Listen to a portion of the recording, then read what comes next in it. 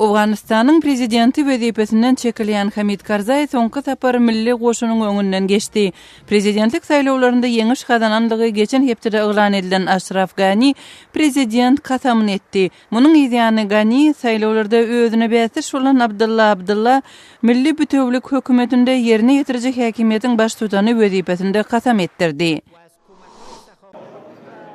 Kırgızstanyň paýtagty Bişkekde bütün dünýäniň ýazyjylary PEN International ýagny ýazyjylaryň halkara uramasynyň ýyllyk konferensiýasyna jemlendiler.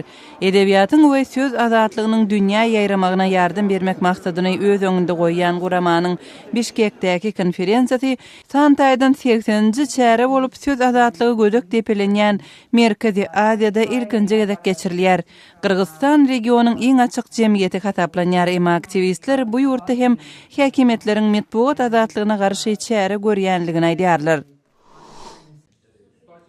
Bu arxiv video ýazgysyndaky Azerbaýjanly aktivist Anar Mamadly Ýewropa Geňeşiniň Parlament Assambleýasy tarapyndan gowşurulýan adam hukuklaryny goramak boýunça Václav Gawel adyndaky bayraga munasip boldy.